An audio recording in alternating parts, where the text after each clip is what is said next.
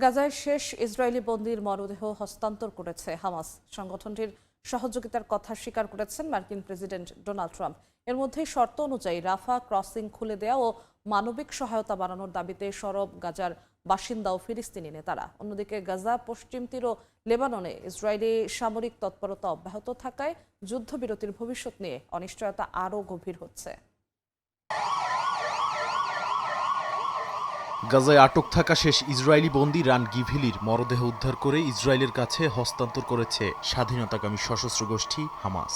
এরপর প্রশ্ন উঠেছে, যুদ্ধবিরতির প্রতিশ্রুতি আদৌ মানবে কিনা ইসরায়েল। চুক্তির প্রথম ধাপে রাফা সীমান্ত খুলে দেয়া ও পর্যাপ্ত ত্রাণ প্রবেশের কথা থাকলেও এখনও তা পুরোপুরি বাস্তবায়ন হয়নি। গাজার বাসিন্দারা মধ্যস্থতাকারীদের প্রতি চাপ বাড়ানোর আহ্বান জানিয়েছেন, যাতে চিকিৎসার প্রয়োজনে যাতায়াত ও মানবিক সহায়তা নিশ্চিত করা যায়।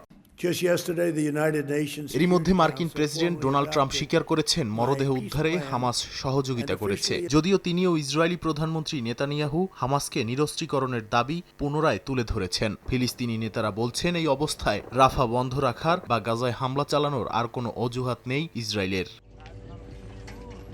তবে যুদ্ধবিরতির মধ্যেও গাজা সিটিতে ইসরায়েলি গোলাবর্ষণ এবং অধিকৃত পশ্চিম তীরে স্কুল খালি করার নির্দেশ দিয়েছে নেতানিয়াহু বাহিনী। জাতিসংঘের এক প্রতিবেদনে বলা হয়েছে, পশ্চিম তীরে নির্বিচার আটক, বল প্রয়োগ ও সহিংসতার সবচেয়ে বড় শিকার ফিলিস্তিনি পুরুষ ও কিশোররা। একই সঙ্গে জাতিসংঘের লেবানন অভিযোগ করেছে, গত ৩ মাসে ইসরায়েল ২,০০০-এর বেশিবার যুদ্ধবিরতি লঙ্ঘন করেছে।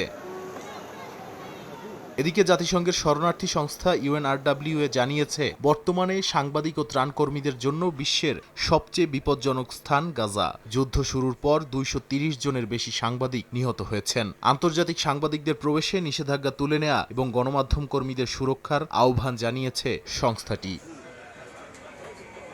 নাদিম মারজান, সময় সংবাদ।